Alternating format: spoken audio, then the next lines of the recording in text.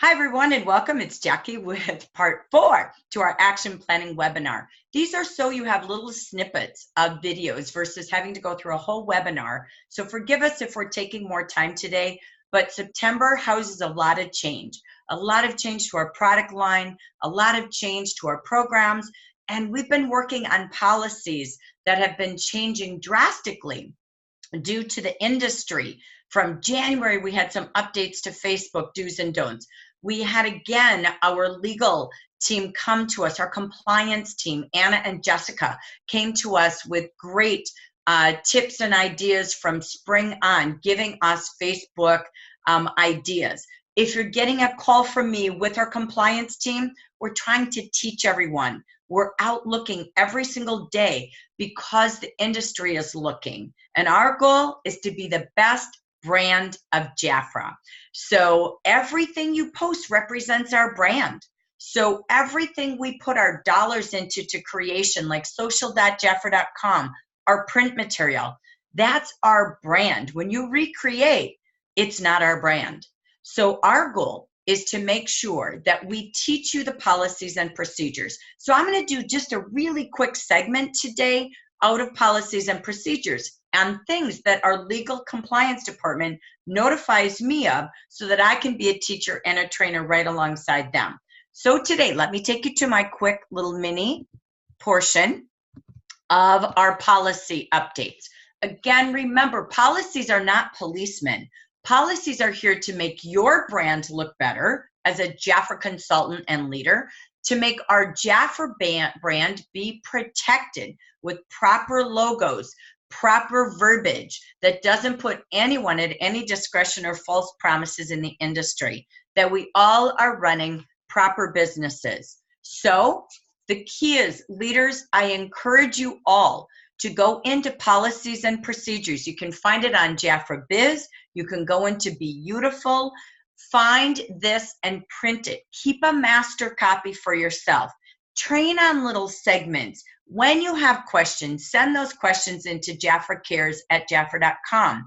That's the way we learn. If you learn something you should or shouldn't do, post it in WhatsApp or on Facebook so we can all be learners and teachers at the same time.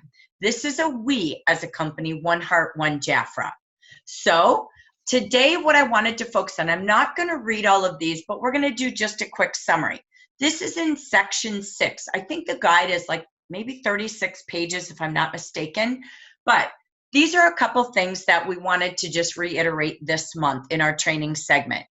Key is, you will see in segment 6.1.1, the only authorized channel of selling that Jafra allows is directly to the end consumer, the client who's using the product.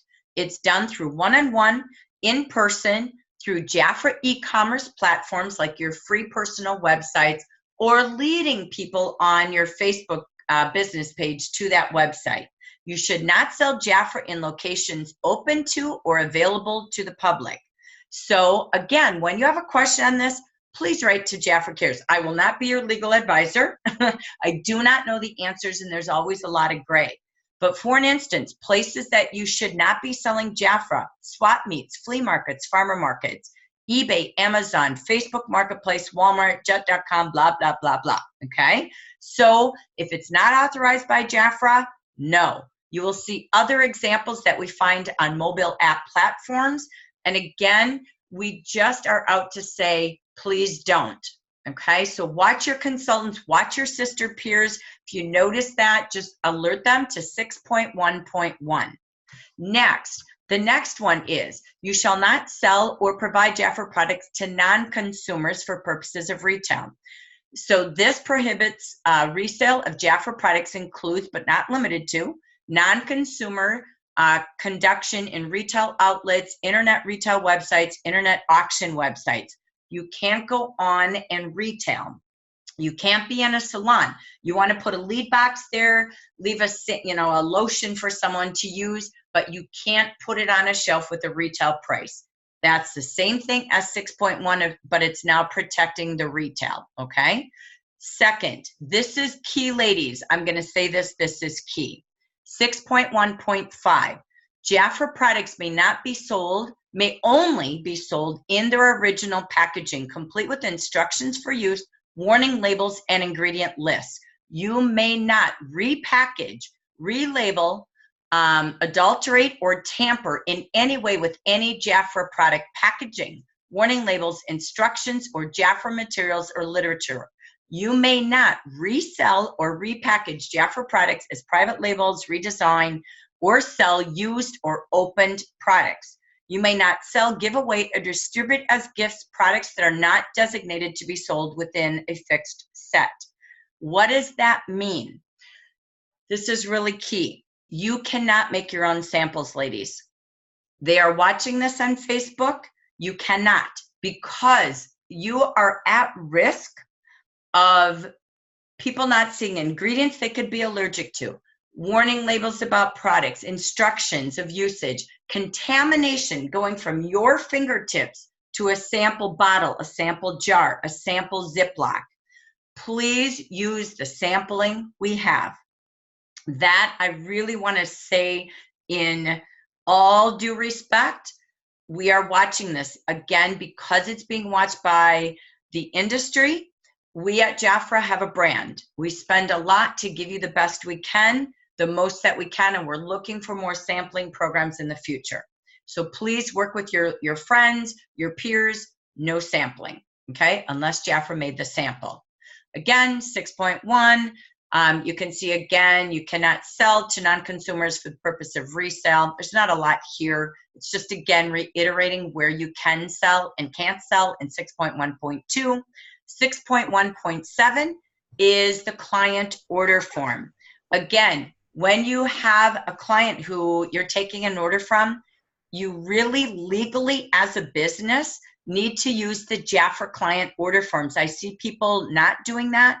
Why is it important?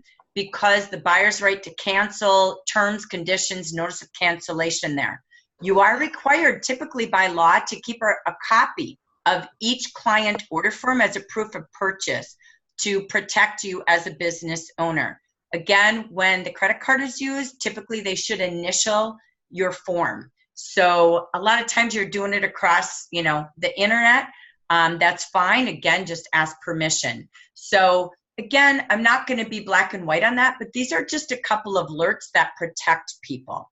The last thing I want to just bring to attention really quick is something that's going to happen called the Authorization Forms. Some of you maybe already know about this from your district directors from conference, but this is a new policy and process because you as a leader, if you place an order on a consultant's account and we don't have it legal that you're able to do that, you're tapping into a personal credit card, a personal account with a social security number, a secret passcode, and access to her credit or credit information. That's illegal, okay? So it's prohibited. What we're doing to control that, we have consultants, and it's escalating, who call in and say, I did not give my leader permission to place an order on my account. We want independent contractors. I don't want you to spend your job, your override, placing orders for people. It's really, they just need to have an authorization form so that a person or a leader can act on their behalf. This will be effective October 1st. You don't need the form now. Jafra will email it to you. Goes in place again October 1st. It is a form that is going to have a consultant who says, I authorize and permit a designated person to act on the behalf of myself, a consultant, to do the following: to either place orders, make payments, request returns or replacements, or register events. If maybe we have a senior aged woman and her daughter is doing her personal business with her, it can be that person. It can be another consultant. The consultant chooses. The consultant selects what she wants assistance with. All right. So once that's done, she can receive commission. Those are the things that she can do. Forgive me. Orders, payments, request returns, register for events. That is a request. The consultant allows you. Number 2, these are the things you can't ever do. Another person can never receive commission payments on behalf of that consultant. Change the consultant's direct deposit info or a form of payment. That's not possible. Act on the consultant's, act on behalf of a consultant without this form. So this again is being regulated in the industry. So who does this apply to? The authorization form is used when a consultant would like to have anyone act on their behalf in regards to their personal account. This form, acting on behalf, is prohibited unless the form is there. So how does it work? The consultant will get the form and fill it out and send it to Jafra. Jafra calls the consultant to verify the request. After Jafra speaks to the consultant, she'll verify it, and the person or the person who's designated will then be allowed to take the specific actions on the form. There will be a secret PIN number that only that consultant and designated person will know. And again, can you cancel? Yes. There will also be a way to do that. They can do it by a cancel authorization for the person by calling consultant services or emailing jafracares@jafra.com and submitting a cancellation form. So all of this will be coming into effect. We have the form ready. You just don't need it. I'm just trying to get the leaders ready to know that this is coming in the future. Again, this protects our brand. We are here to be the best company, and we want to make sure everyone knows that Jafra's brand is protected. So again, this is such a great opportunity in the future. If there are people that you need to help, that's okay. But if not, this is a time for the consultants to, again, learn how to do this themselves. If not, you are there to help. You know you're not helping 50 people, but if you have a few that you consistently help, we're just going to need this form from them to be able to help. The instructions will come. I don't have any more information, but I just always want you to be in the know and the now. I'm going to pause really quick as we end this final this segment and finish with our planning for success. So, oh good, the form's already at Jafra Biz. If you call in, they're already starting to talk about it. So we're getting a step ahead. So I just wanted to bring that to you live, that we have these options for you. Anyone with any quick questions on anything in our short little version of policy updates today? Jackie, did you want me to show them where to get the policies and procedures? Do you all know where to get the policy and procedures? Okay, go ahead, Lori. Thank you. Okay. All right, so basically log in, go to My Business, and then scroll down, straight down to Compliance and Legal. Policies and Procedures is here. If you click on it, it opens or downloads, and that authorization form is at the bottom. So those are both there, as well as the independent consultant logo that you can use for documents or things you're creating. That's a downloadable piece as well, and all the other things listed there. Excellent and awesome. Jackie, I have a question. Uh-huh. If you do it online and the person that you're doing it with calls and asks the leader to place an order and it's all online, do you still need that form, or can you just do between the two of you? So the question is, could you do it online versus calling in and not having the form? I will say exactly what Jessica and Anna said at the director meeting when that question was asked. Good practices are permission. So even if you're doing it online or you're calling in, legal compliance suggests that they have a form, so you're able to do that online in their account. If you're helping them, so let's say Sally had an example at the DD meeting. What if she's on Zoom with me? She's in her account, but I'm helping her, right? So she's sharing her screen doing that. Then she's placing the order. If you're literally doing it for her and you're in her account, again, you're in her account. So the key is, all it takes is a consultant to say, listen, she used my credit card, she placed the order, right? So think about the legal. We've never had a lawsuit, but we are here to say we never want one. And the industry is coming down with all sorts of compliances, and we're here to be the best brand. So believe me, companies have closed down, shut down due to appliances in the last year like crazy. That's never going to be Jafra. So we're here to be the best safe company to help you really run great businesses and have your consultants feel that way. So either way, if you know they are the people who need your help, the consultants, that's okay. We don't want to take it away, but we do want you to make sure they've got a form in the office. That's your best bet. What's going to be the turnaround time to process those agreements? Just don't worry. Don't get stuck on that. The minute you know who it is, go ahead. You already have the form. You can start gathering. We'll start taking them in October. So, I mean, we pretty much data entry everything every day. So we don't see it being an issue whatsoever. If something happened and the form's in their hand, we haven't had anything happen yet. So the chances are slim. We're just getting so far ahead of the security game of the world. Okay. So much info today. Oh my gosh. Okay. All right. Great questions. Thank you. Anyone else before we end this segment? Go ahead, Carol.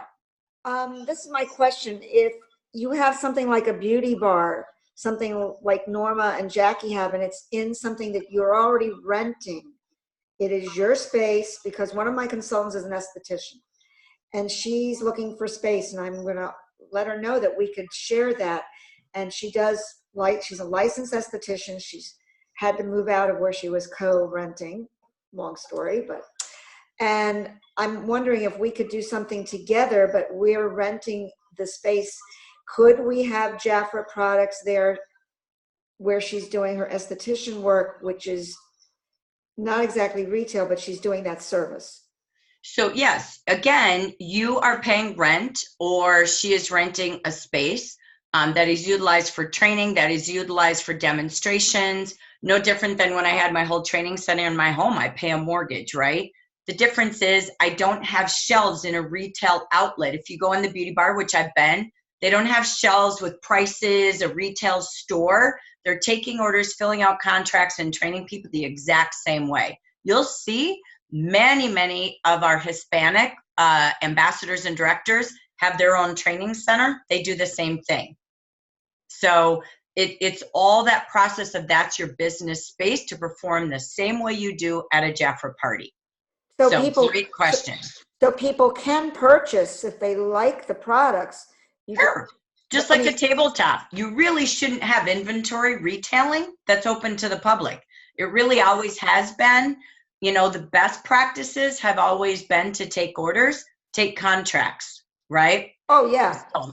Yeah, Okay. So it's always been that way. I mean, I know I had Jafra in my salon back in the 80s, but I didn't have it on retail. I took leads.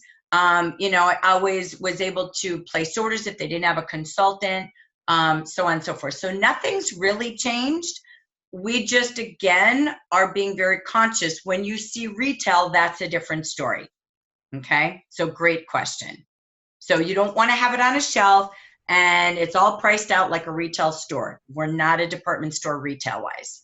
And Carol, you could also place an order on your iPad or something right there and get it shipped to their door. Then they have an easy way to return a product or to deal with it from the customer perspective as well. And it tracks their orders and holds their orders for them so they know what they ordered next time. So that could be a simple solution as well if you have that capability. Beautifully said. That's perfect. I know Vicki in her office, you know, her doctor does that. He's got an iPad there. So, I mean, all of that is brilliant. That's the way to do that, because you're serving people as a client, right? So, and it's not a public forum of just walk in the door and purchase. So, all right, this ends our segment of policies. I know we have a little bit more. You're welcome to stay. So I'll begin that session in just a minute. Thank you for joining us for this short policy update for September.